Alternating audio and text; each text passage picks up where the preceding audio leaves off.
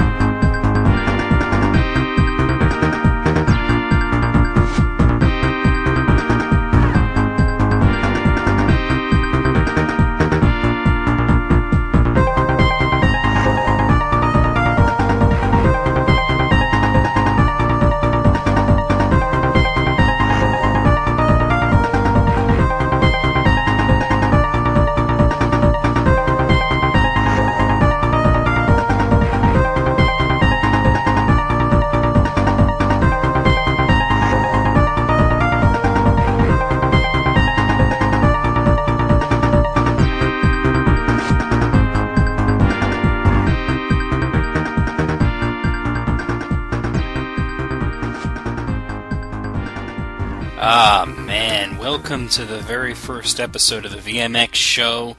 For those of you who are unfamiliar with this, well, that's everybody, isn't it? Because this is the first episode. So, forgive me if the first episode's a little rough. I didn't have that much time to put it together, but we're going to do sort of an introductory episode this time around. I'm going to let you know about what the show is, why I'm doing it, what the format of it is going to be, and how you can get in on the action. So that song that was just playing there, that was from Sonic 3. I'm going to start every episode with a song, and that was Sonic the Hedgehog 3. That was the Ice Cap Zone Act 1.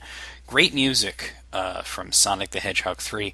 I actually pulled that right off of YouTube, and I was looking at the comments in there, and somebody was erroneously claiming that the late Michael Jackson actually did the music for Sonic 3. That's actually not true. I've heard this rumor more than one time. So what actually happened there was Michael Jackson was going to do the music for Sonic 3. I don't know if it was something that he was going to be interested in, or it was something that Sega initiated, but from what I heard, he had already written most of the music, and then basically at the last second they decided not to use his soundtrack, and they went with their own. Now, I haven't heard these supposed tracks that are out there that Michael Jackson wrote, but I can tell you that I don't regret their decision, because, as amazing as his songwriting capabilities can be, Sonic the Hedgehog 3, out of all the Sonic soundtracks, or actually out of all the Sega Genesis soundtracks, is easily my favorite. So maybe they just felt that the Michael Jackson tracks weren't up to it, and that they had tracks that they could use, or maybe they just didn't want to pay him. I'm sure he came at a very hefty price tag there. So there's also that. So I'll be beginning every single episode of the VMX show with a song, and basically, what is the show going to be about? Well, it's about gaming. For those of you who know me from YouTube, which in the beginning of this I think is going to be everybody, maybe as time comes by, I'll gain listeners from elsewhere, or maybe the YouTube will gain viewers from people who listen to the show. Basically, it's all going to be very candid, very laid back. We're going to talk about video games, and that's it. The format is going to be, each show is going to be an hour, and I'm going to be posting them on the weekends. So I had hinted that I had another series coming up. You remember I did that I did do the series that look at the Nintendo consoles that I was doing every other week. I decided to do this every week. It's going to be broken into a season structure. Each season is going to be 12 episodes, and then I'm going to take a little break. That's so I don't get too burnt out. I used to do a show like this. I used to do a heavy metal music show called Mandatory Metal, and I missed doing it even though I had gotten completely burnt out. It was a 2-hour-long weekly thing, and once I started doing the YouTube, which is my main hobby at this point, I pretty much didn't have time for the radio show anymore, so I've let it fall into ruin, so to speak. But I got the itch to do another radio-related thing, talk-related thing, and not necessarily have to just make the whole thing be about songs, where I'm just playing songs for 2 hours and only talking, every once in a while between them. So there's that, and also I've wanted to expand the channel into other ventures, so there's also that. And then there's the blog, the NecroVMX Plays Video Games blog, which I started really, really ambitiously, but didn't have the oomph, the drive to really keep up with writing those lists all the time, and I'm not much of a blogger, so I can't think of just things to just randomly post, because I couldn't be bothered. But then I thought, well, why not return to the idea of the podcast, return to the idea of doing the show again, make it about gaming, and I think that I'll get enough listeners. I mean, I do have a loyal fan base on YouTube, so to speak. So basically, the format, it's going to be an hour long. We're going to play some video game music. We're going to talk about video games. We're also going to play some music that is not necessarily video game music, but might be actually chiptunes. And what a chiptune is when somebody takes a song, whether it's a popular song or an obscure song, and uses chiptune hardware and software to make it sound like it's 8-bit or 16-bit or whatever. So actually, let's listen to one of those right now so you can get an idea of what I'm talking about. Here's a chiptune song, and I'm not going to tell you what it is until after the song, so I want you to listen to it, and I want to see how fast are you going to recognize this song, because this is a pretty well-known song. Let's see what you think.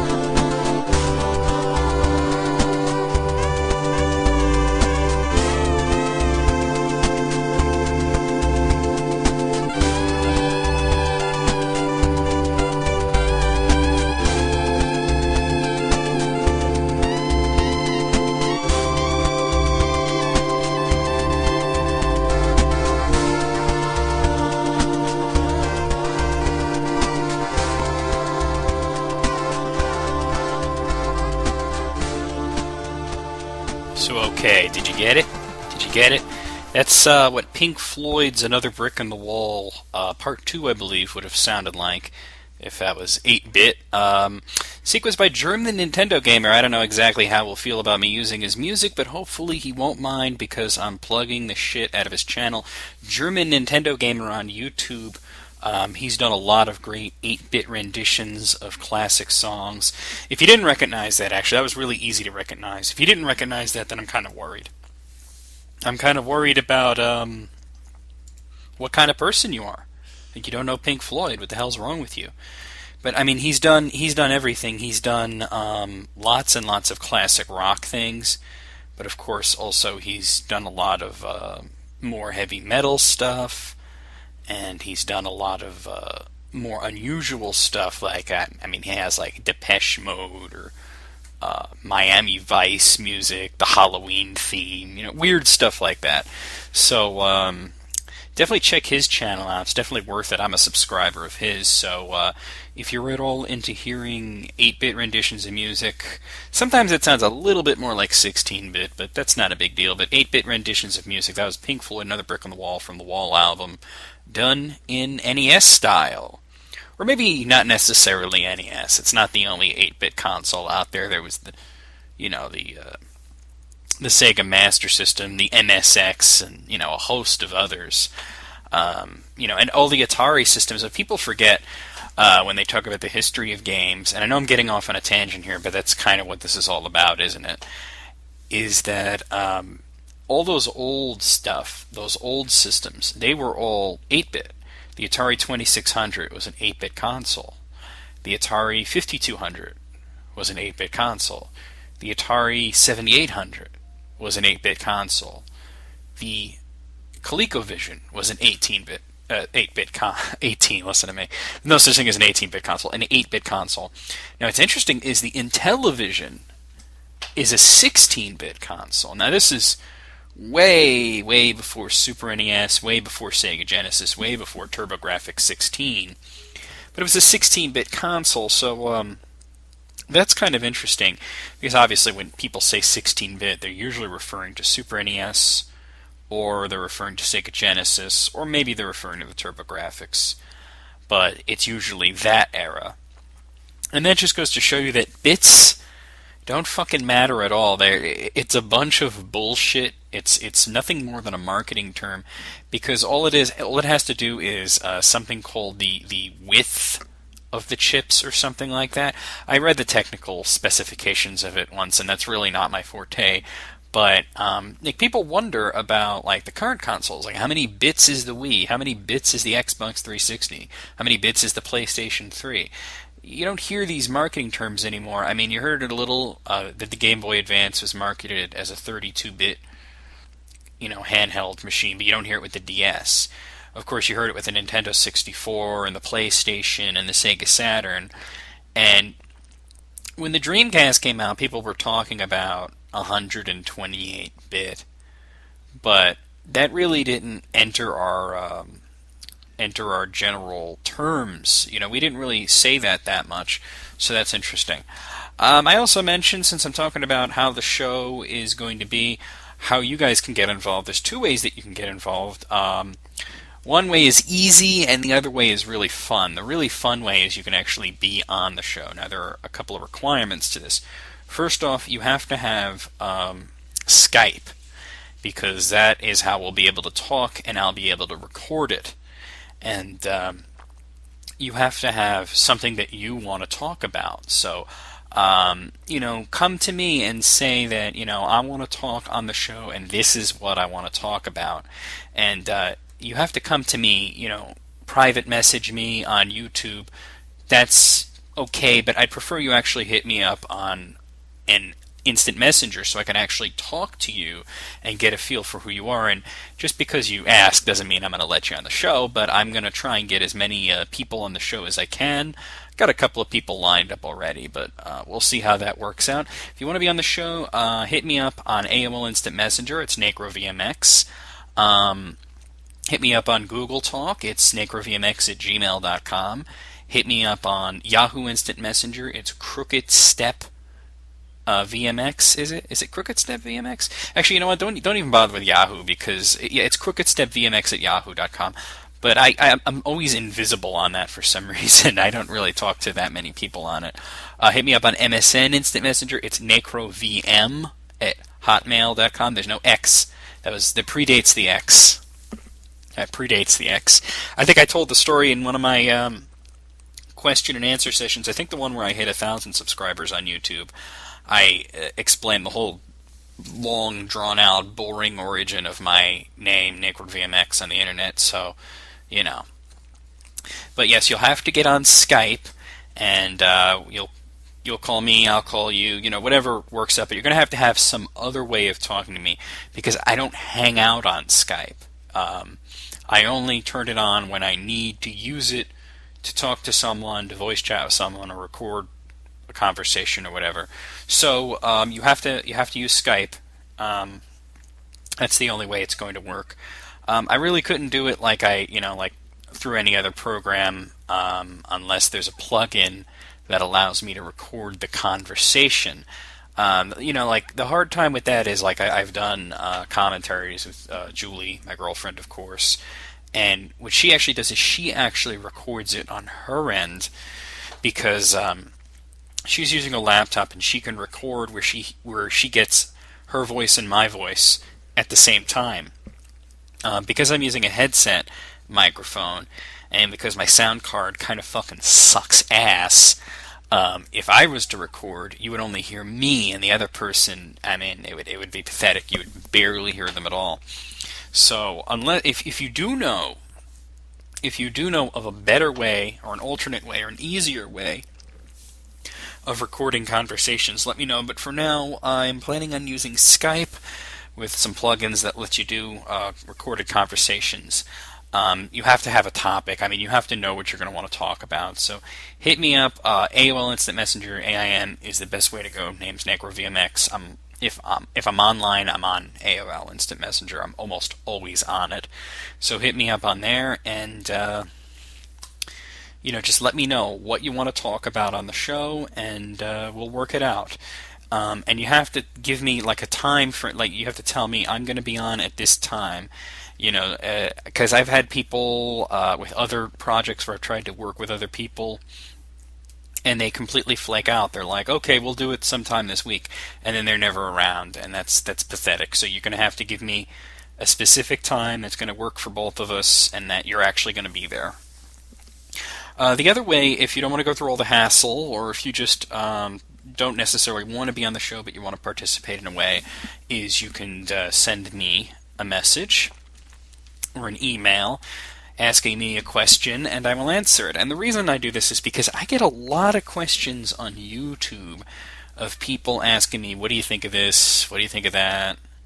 I don't always feel like answering it because sometimes it's completely irrelevant. And I figured I can handle this in the show where once a week answer questions from people. Usually they're asking for my opinion on something or for my insight on something, and that's fine, but it doesn't always compute. Like sometimes I'll be doing a video.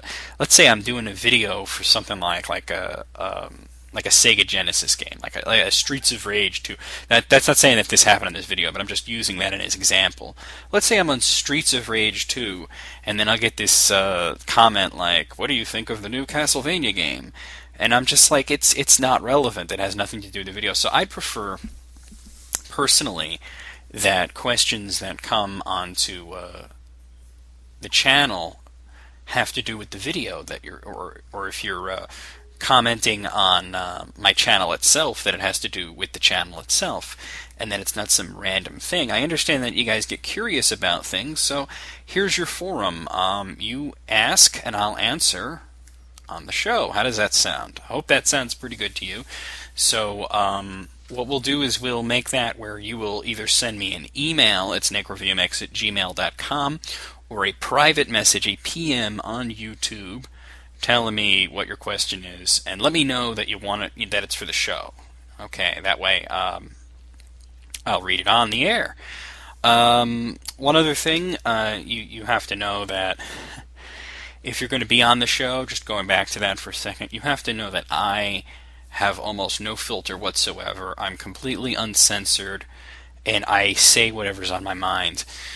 So keep in mind that if I think you're saying something stupid, I'm going to tell you that. So you got to be okay with that. You don't think that I'm going to walk on eggshells. If you come out and you say something like, well, I think puppies are ugly or something, I'm going to tell you you're a goddamn idiot.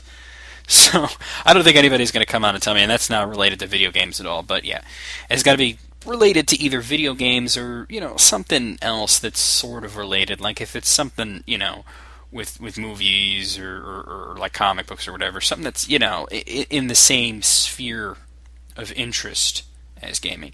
In other words, something nerdy. Then yeah, okay, sure. So we'll be talking about a lot of things on the show. We'll be talking about classic gaming, of course, because that's sort of my thing. We'll be talking about gaming history. We'll be talking about insights as to what the future holds, too. And I think that if you look at the past, not just in video games, but really in any topic, if you look at the past, it can definitely give you insights in the future.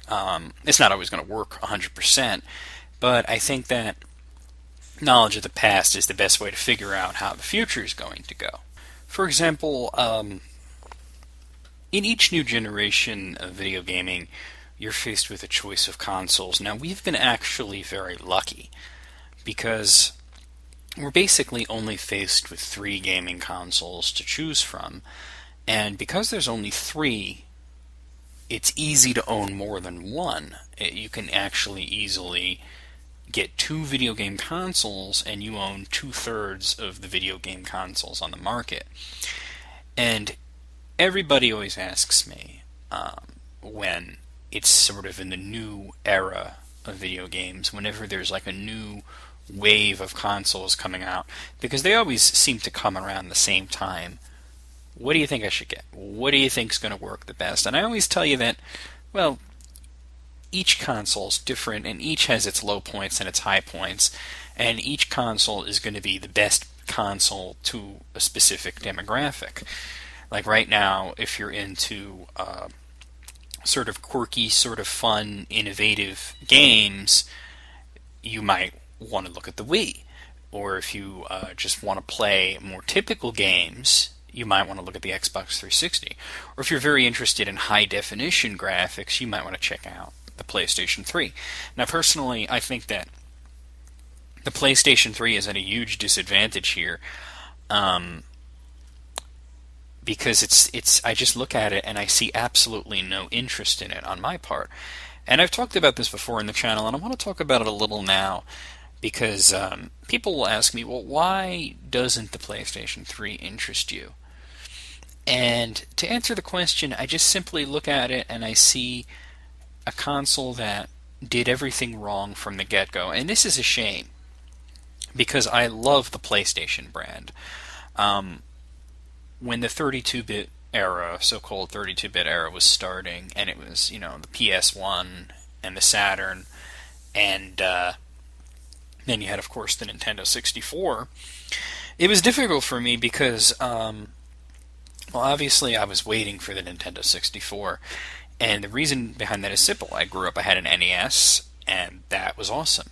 And then I had a Super NES, and that was even more awesome. So there was no reason for me to believe that the Nintendo 64 would not exceed my expectations. Now, we all know that the Nintendo 64 did not exactly live up to anyone's expectations, unless your expectations were very low, much less exceed your expectations. Now, it was a great console. Don't get me wrong, I love the N64. Many, many great games on it. Had a lot of fun playing it. But I really don't think at this point, unless you're talking about people who are hardcore loyalists who only want to talk about one company, that they're going to get Nintendo no matter what, or they're going to get Sony no matter what, or they're going to get Microsoft no matter what, or Sega, as the case was back in those days. I don't think anybody at this point would argue with the fact that the PlayStation was the better choice. It was the better console. Back then, I didn't agree, but then again, I didn't have a PlayStation until later. So, I mean, obviously, you get into this thing where everybody gets this sort of gang mentality where whatever system they get is the best, and they're never gonna even accept that the opposite may hold true. Back in those days, around 1997, 1998, I was on AOL, and the chat rooms there were just ridiculous, and I'm sure they still are ridiculous. But the gaming chats are ridiculous because all it was people arguing over what was better, Nintendo 64 or the PlayStation. And their arguments did not have any merit on either side because they weren't arguing pro their system, they were arguing con the other system. It was PlayStation sucks, Nintendo 64 sucks, everything sucks. Just, the typical negativity that is a big problem on the internet because it's so easy for people to complain about things. It's so easy to tear something down. And if you were to look at the internet, everybody hates everything that's ever been made. So there's that. But, I got the Nintendo 64 because Nintendo had worked out for me at that time. And then looking at the other two choices, the PlayStation and the Saturn, I thought for sure at this time that the PlayStation was going to be a footnote. It was going to be one of those forgotten consoles that we had seen in those past few years, like the 3DO and the CDI, that sort of thing. So what happened? I mean, why did I think that? It was because, well, where is Sony coming from? I thought Sony is a company that you think of, TVs and Walkmans and Discmans and music and consumer electronics, and here they are dabbling in video games. And to me it seemed like something that they were just dabbling in, that it wasn't going to work out for them because you had two groups of people. You had the people who grew up with the Nintendo, the Super Nintendo, and then the Genesis people. And then the Genesis people, they were going to follow Sega, and they were going to get the Saturn. And the Nintendo people were all going to get the N64, and maybe this would be kind of a close third, but probably it would just be a failure. And through very ingenious mixture of marketing and basically having a quality product, Sony proved otherwise. The PlayStation was a big hit, and it was the Saturn that actually became that doomed console, which was interesting because I thought that the Saturn had addressed a lot of problems that you saw Sega doing during the end of the 16-bit era. They were trying to introduce add-ons. They had the Sega CD, which was a disaster. They had the 32X, which was laughable. And then they were going to have the Neptune, and they canned that, and they said, well, why are we even going to put this thing out when the Saturn's coming out soon? So, that was the birth of the PlayStation brand. And oddly enough, and I'm going to admit to something here, even though the PlayStation was such a phenomenal success and a phenomenal console, when the PlayStation 2 came out, I was, once again, very doubtful. And, there were various reasons for this, but I think a lot of it had to do with the games, the launch titles, and nothing excited me, nothing interested me.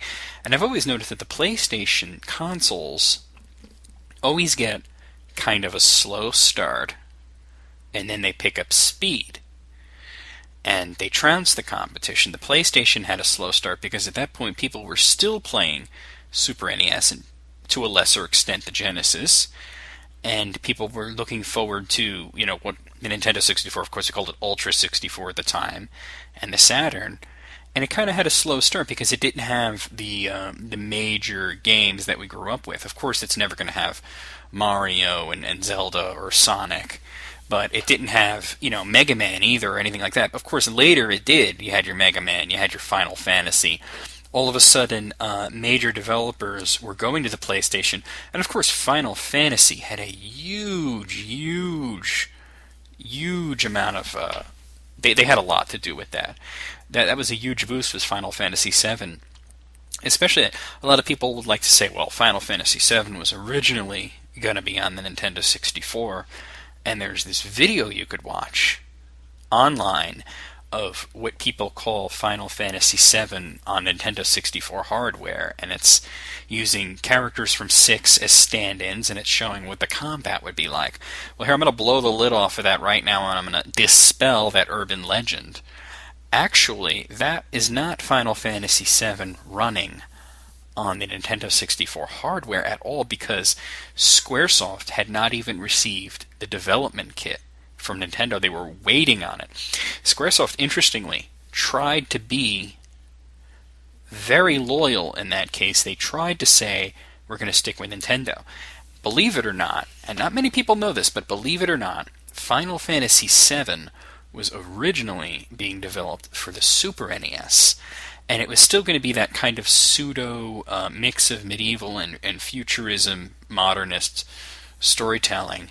It was actually going to take place in New York City for the most part, which is kind of mind-blowing. Can you imagine the road that Final Fantasy would have went down if that game came out? So what happened to Super NES Final Fantasy VII, or 16-bit Final Fantasy VII? People they kept getting pulled off of the project to work on other games, Chrono Trigger being one of them, Treasure of the Ruderas being another one, which wasn't even released here. But they kept pulling people off of Final Fantasy VII to work on other things, and Chrono Trigger was this big, massive success in Japan and kind of a cult classic here in America. Treasure of the Rudra, I don't even know how that did in Japan. It was never released here. But Final Fantasy VII, by the time it got delayed and delayed and delayed, and they said, okay, well, Nintendo's coming out with a new console, so let's wait on that. And when they finally got the development kits, they'd already made that three-dimensional battle thing. That was actually running on PC hardware. They were just showing, well, let's see. This is what it might look like, Another thing about Final Fantasy VII, it was originally going to be almost completely sprite-based, not just on the Super NES, but also on the PlayStation. A couple of the bigwigs at Squaresoft said if we don't switch to polygons, we're going to get left in the dust. And of course, we realize now that there is definitely a market for sprite-based games, and especially fighting games, But of course, we're at the point now in our history where polygons are so good that all the problems with them are pretty much solved. So I've gotten a little bit off track, and that's okay, because I got an hour. But I was talking about why I love the PlayStation brand. So when the PlayStation 2 came out, I was skeptical of that. I was very into the Dreamcast. And, of course, there were other consoles coming out. There was, the GameCube was on the horizon. The Xbox was on the horizon. There were other things. And then it was, Sony. They do this. They have a rough time getting out the gate. But then once they get out the gate, they're galloping. And they're in first place. And then came the PlayStation Portable, and a lot of people, especially in this country, would easily call the PlayStation Portable a miserable failure, because you go to GameStop and you look at the PSP section, and it's tiny, and half of the games there are not games, they're movies, and even that format for movies, it was popular for a while, but now with the advent of, more newer technologies like Blu-ray, like on the PlayStation 3, the UMD discs, are fading away as far as movies are concerned. And then, of course, there's the fact that the new model of PSP, the PSP Go, does not even take UMD disc, which I think is a big mistake. It was just Sony basically kicking us all in the nuts and saying, hey, all those PSP games that you bought and those movies you bought, they're not going to work on the new console. Even though it's not a new console, it's just the Go. It has a smaller screen. It's ridiculous. But believe it or not, the PlayStation Portable is much, much more successful in Japan, much more successful in Europe especially. So you can't really call it a failure. Now, the PlayStation 3, is the PlayStation 3 a failure? And I think that for a while it was a failure, but now it's starting to see its stride. I don't think it's ever going to catch up with the Wii or the DS.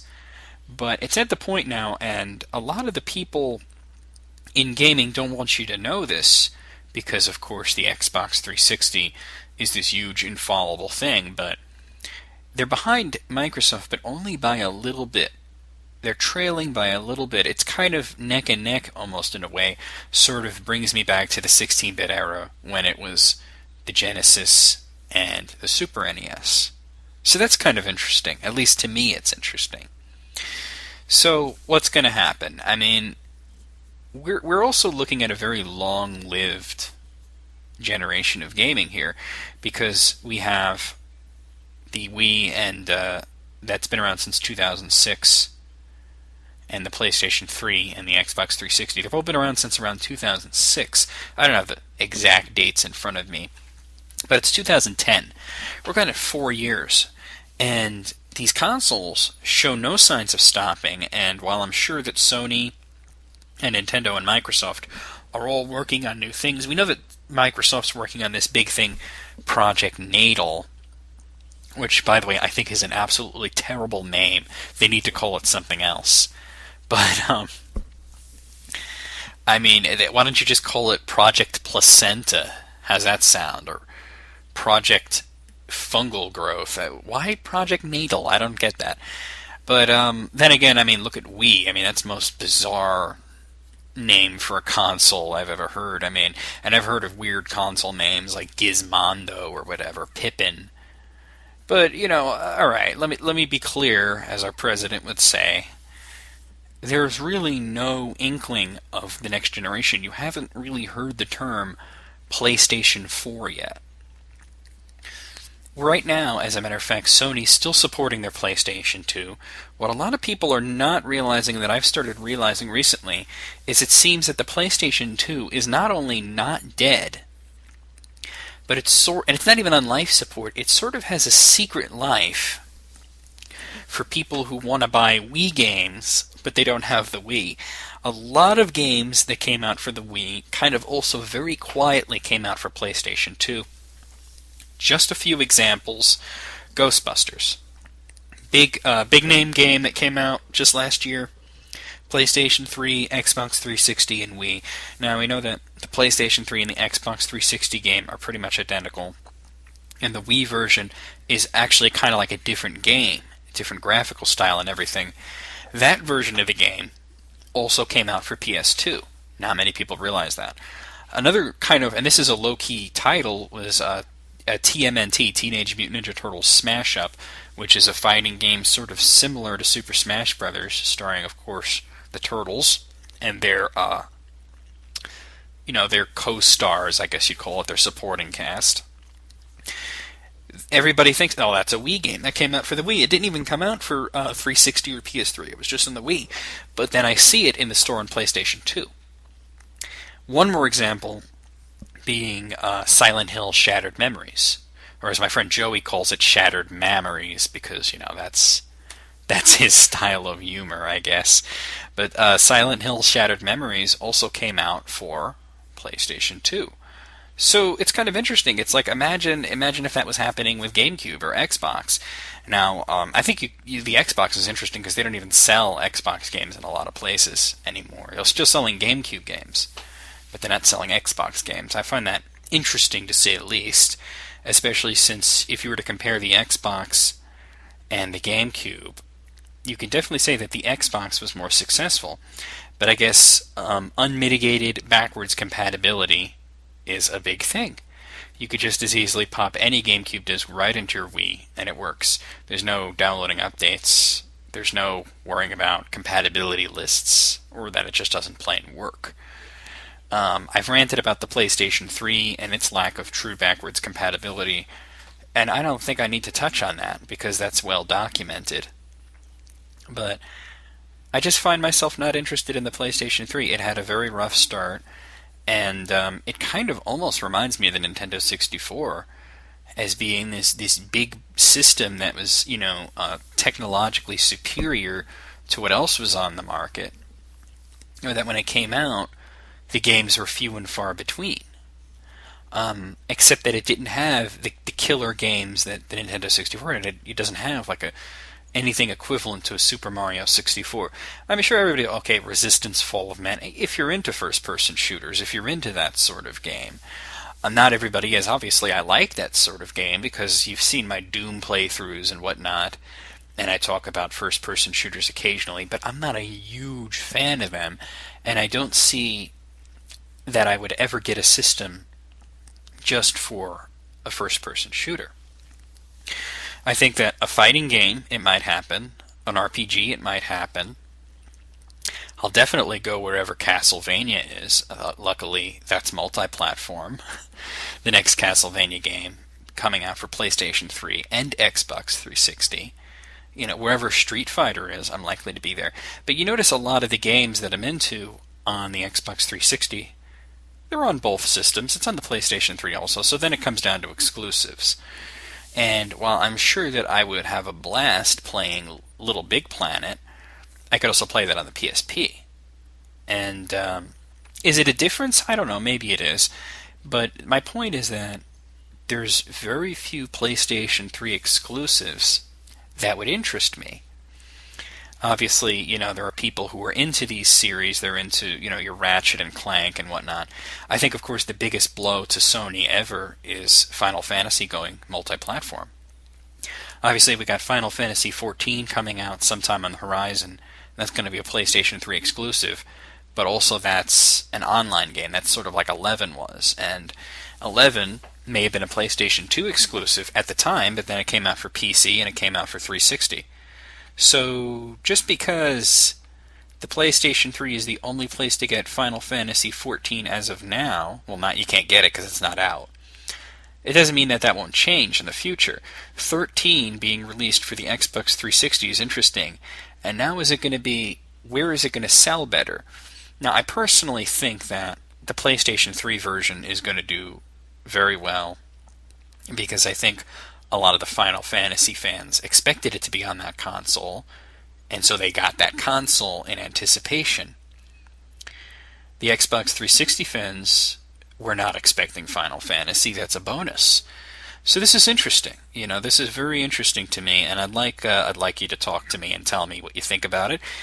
Just send me messages and we'll have a discussion. You ask me questions and I'll answer them. That's how it's going to work. So looking at the past, what does the future hold? Is there going to be a PlayStation 4? Is there going to be another Xbox?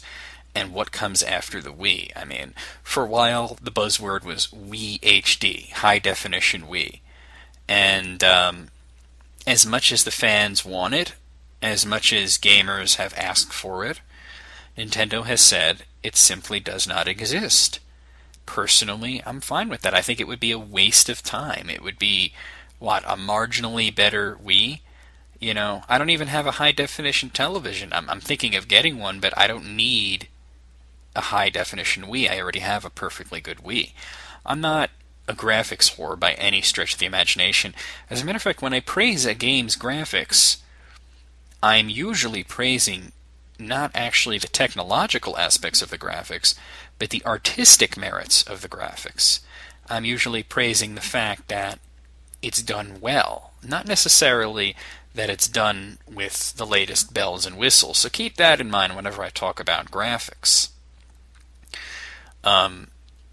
So that being said, the Wii HD, something that I don't need, and I don't think anybody really needs, and I don't understand why there's this demand for it, especially since it would be redundant. It would be kind of like, a little bit like the DSi is redundant. It's like, okay, we're going to release another DS, has a slightly larger screen, a slightly brighter screen. It plays the same basic games, does not play Game Boy games. Don't expect to be able to play Guitar Hero on it. And, by the way, it has like one new feature. Oh, it has cameras.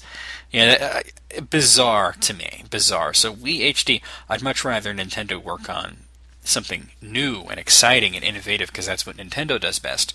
Sony, I think, their biggest problem is the price. They've gotten the point. They've gotten it through to them where they said, okay, $600 for PlayStation 3 didn't work out for us. I don't know why they ever thought it would, especially since Blu-ray players are not all that expensive. Kind of reminded me of back when the GameCube and the PlayStation 2 and the Xbox were going at it. And a major hit against the GameCube for a lot of people was it didn't play DVDs. Now, to me, it's like, okay, well, DVD technology was new. And there were a lot of people who were holding off on getting a DVD player because they were going to get a PlayStation 2, and that would cover it. Here's the thing, though. Is it really a big deal that the GameCube did not play DVDs.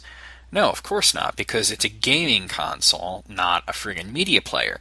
There was a version made by Panasonic called the Q that came out of Japan, kind of a novelty item. It wasn't very popular. It was just this thing that you can get, a GameCube that plays DVDs. And if you remember, if you read the blog previously, I had done like a list of consoles that fucking disappeared or something. And when I talked about the Q, I said the design is interesting, but it kind of looks like a printer fucked a stereo. And this is the retarded love child of that. So I said retarded, so Sarah Palin's going to come after me, but oh well. No big deal, I can take it. The Q, is this thing like, okay, well, here's your GameCube that plays DVDs, and then people realize, well, look at the price on this thing. I can get a GameCube and a DVD player, and that's cheaper. So to me, Blu-ray is not a big thing. I don't care about Blu-ray. I really don't care. I mean, it looks nice, and it's nice to see that it actually gives your DVDs a bit of a boost. But the fact is that who cares, DVD is fine. It's not ready to go anywhere, and I don't think it's going to go anywhere for a while, and I think the Blu-ray is going to be like, it's not going to be as bad as the HD DVD was, but I think the whole HD craze is kind of ridiculous, at least to me. I think Blu-ray is going to be this thing that's going to be a supplement. It's not going to be a replacement. Not by any stretch of the imagination. Not from what I've seen, and not from what I believe will happen. So, maybe the Blu-ray player and the backwards compatibility would raise the price of it. But $600 for PlayStation 3? Ridiculous. It's pretty much standard that new consoles would cost around $300, and that, once everything gets competitive, they drop to $200. Now, of course, you have to account for inflation. $250 is more like it. Of course, now the Wii is $199.99, and you can get an Xbox 360 arcade version for $199.99. I don't know why you'd get the arcade version. There's no hard drive, but you can. So, that being said, the PlayStation 3's price was ridiculous, and now they're saying, okay, $299.99. Do I think that's a reasonable price? Yeah, I do. Am I annoyed at the lack of backwards compatibility? Yes, I am, and I've talked about that, and I'm not going to talk about it more. And I realize that was a big part of what they took out to lower the price. But there's got to be a solution here, because it isn't a problem for the Wii. And it's less of a problem for the 360. So, okay. So that's my whole take on the console wars, and I do want to know what you guys think. Not so much the console wars, but I want to know what you guys think the next crop of video gaming consoles is going to be like. What does the future have in store for gaming? PlayStation 4. When will it come out? What will it be like? What will the price be? And will they be able to reclaim their number one spot again? Nintendo. The Wii is still this huge gift idea around the holidays. It's still this thing that everybody talks about and that there's buzz about. It's an unmitigated success. How can Nintendo follow up on that without falling into the problems that they fell into with the Nintendo 64?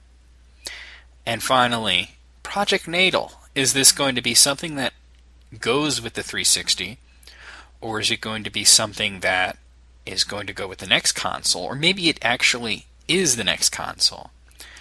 Now, personally, when I saw the demos of Project Natal, I kind of rolled my eyes, because it doesn't seem like something that I'd be interested in, to stand in front of a screen and just flail around like that.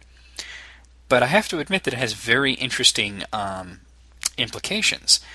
My friend Joe, he is a cripple. He has no hands, and he has no feet. He still gets around okay. He is a painter by living, and I don't mean a painter who paints houses, I mean he's an artist. So obviously, he's definitely overcome his disadvantage, and he's into video games. Now, he's sort of a newcomer to video games, and I think he started with the original Xbox, and a lot of the classic games he's only seeing for the first time on my channel. which amazes me because he's older than me, but I guess not having hands, video gaming was something that didn't seem all that important because you can't do it effectively. Obviously, he's found his way around that. I mean, he ran through BioShock 2 in less than a week, which I thought was pretty quick. Maybe to me it's quick because I just have so many games that it takes me forever to get through any of them. But he talked about Project Natal with me, and he thinks it's such a great idea. And I asked him, well, why do you think it's such a great idea? And he said to me, well, think about it. It's what a guy like me has been waiting for all his life. And I thought, yeah, it's something where you don't need hands. And I thought that's kind of actually really interesting, and maybe they're going to do what Nintendo did with the Wii, is get people who don't normally play games into it. So, right now, I don't think Nintendo's going anywhere, but I think Microsoft actually may be giving them a little bit more of a challenge than they have in this generation anyway. The next generation, when you're looking at, the Nintendo XYZ and the PlayStation 4 and the Xbox 720.62 Batman symbol, I think that Microsoft has a unique kind of take on this. Project Natal may not necessarily interest me, but having talked to my friend Joe, I can see how it will suck people into the whole Xbox thing. So that's interesting, especially since I am a 360 owner, and lately I've been playing the console a lot, especially since I've been playing a lot of Street Fighter 4. Speaking of Street Fighter 4, and since my time is winding down, let's talk about what's going to happen in the next episode 2 of Season 1. I will be talking about the new Street Fighter game that's coming out in late April, Super Street Fighter 4. I have somebody that's going to appear on the show, hopefully, and we'll talk about that, of course. And also, we're going to be talking about some of the other new things that are going on in gaming, and I'll be hopefully answering a bunch of your questions. And even though I have about 6 minutes left, I'm going to end it right here, because, like I said, this is the first episode. It's a little rough, and I apologize for that, but I hope you enjoyed it. I hope you're going to stick around, and I hope to see you next week. VMX out.